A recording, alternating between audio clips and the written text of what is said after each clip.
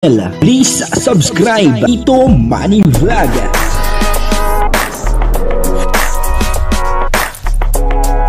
Payagan po si Tito Manny Vlog na mag-reactor para pambiling gamot sa kanya pong karamdaman. Wala man siyang records ng ng awayan.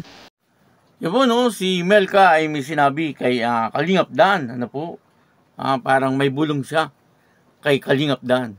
Papanoorin po natin yung video at syempre bibigyan po natin ng konting reaction. Pero bago po yan, ako muna po bumabati sa inyong lahat ng magandang umaga, magandang tanghali at magandang gabi sa inyong lahat mga kapatid. Saan man kayo ng panig ng mundo naroon ngayon, ay mag-iingat kayo palagi at pagpalaan kayo ng ating Panginoon. Maraming salamat din po sa patuloy na tumatangkilik sa aking YouTube channel at nanonood sa aking video reaction. Patuloy lang po natin suportahan sila Kuya Bal Santos Matubang, Kalingap Rob, at Ed na Vlog, Kalingap Dan, at syempre si Ma'am Jack Tapia at ganoon din yung mga kasamahan natin sa Karepa at yung mga charity vlogger na Kalingap partner. O ito po yung video na kung saan etong si Melka ay may bulong. Meron po siyang sinabi kay Kalingap Dan. Panoorin po natin yung video at syempre bibigyan po natin ng konting reaction. At ang kabuuan po ng video ito ay makapanood po natin kay Kuya Neil. Ayan Portahan po natin si Kuya Neil. Ito po yung video. So, Kalingap Dan, sinimulan muna.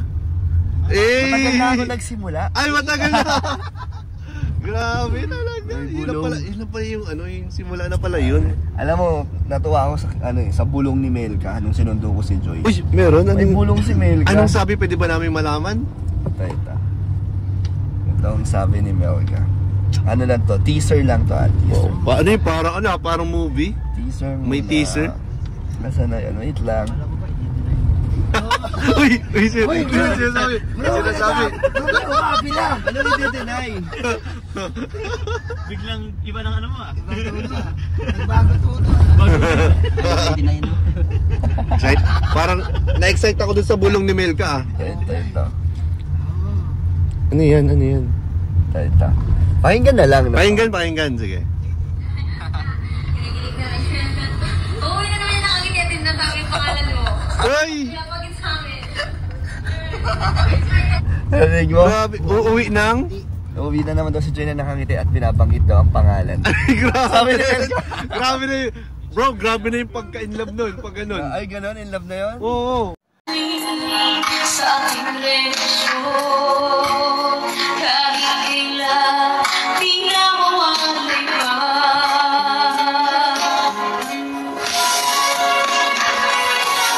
Ikilangin sa akin. Karaan. Pinigyan ko kulay mo. Dahil sa'yo, ako'y masaya. Tayong dalawa ay magkabilang.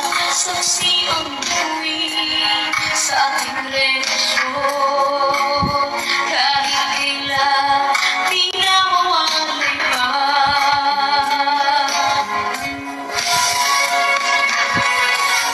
Ikilangin sa akin. Yun na nga po, napanood po natin yung video, at dito nga po ay sinabi ni Kalingap Dan na siya pala ay nag-uumpisa na talaga na manligaw. Dito kay Joy Diwata.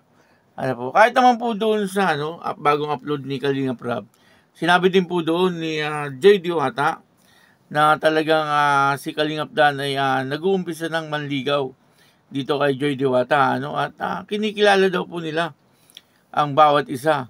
Talaga nga naman, na talagang mas maganda, kung kinikilala nila yung bawat isa, Ibig sabihin, ay talagang may mga lihim pa rin. Bagamat na ilang buwan na po sila magka-love team, siyempre, ay meron pa rin mga tinatago na ugali, katulad po nung binunyag ni Nanay Imelda na ugali ni Joy Diwata. Na sabi, may sumpong nga daw po itong si Joy Diwata, pero yun naman po ay parang joke din lang ni Nanay Imelda. Pwedeng ganun, sa pamilya, hindi naman po mawawala minsan yung makikita mo po na talagang parang may sumpong sa tingin natin, pero hindi naman po ganun talaga.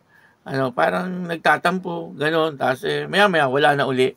Parang ganun lang po, At yun na, dito po may ibinulgar itong si Kalingap Dan, na meron daw pong bulong, itong si Melka, At ang sabi nga po, ay si Joy Diwata daw ay masaya na uuwi sa kanila kasi ay nabanggitan na naman daw po ang pangalan ni Kalingap Dan. Ang sabi po ni Kuya Nel Vlog, pagka ganun daw po ay talagang in love na daw po ang isang babae. Pwede, kapag nabanggitan lang yung pangalan, tapos ay talagang masayang masaya at parang kinikilig-kilig, parang ganun, yun po ay talagang in love na. Kalingap na naman ay talagang nakikita ko ay talagang kinikilig-kilig, doon po sa mga sinabi ni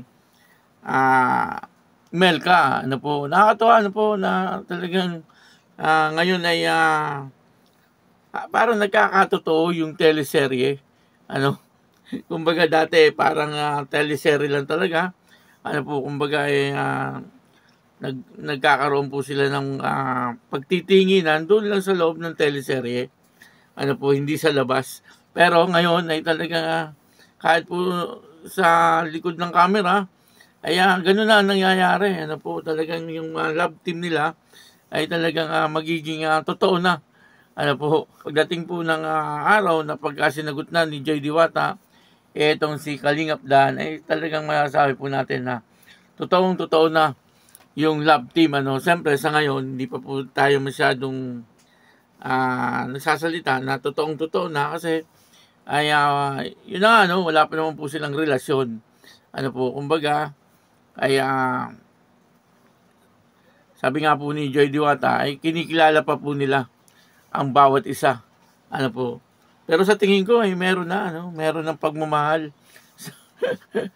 sa bawat isa, Lagi ko po nga sinasabi kasi mahalata naman po natin, At mararamdaman po natin na talagang meron na, kumbaga ay talagang pinapahinog lang, kumbaga sa ngayon ay parang hilaw pa at pinapahinog lang, pagka po yung hinog na ayun na, talagang may namumuo na relasyon sa kanilang dalawa.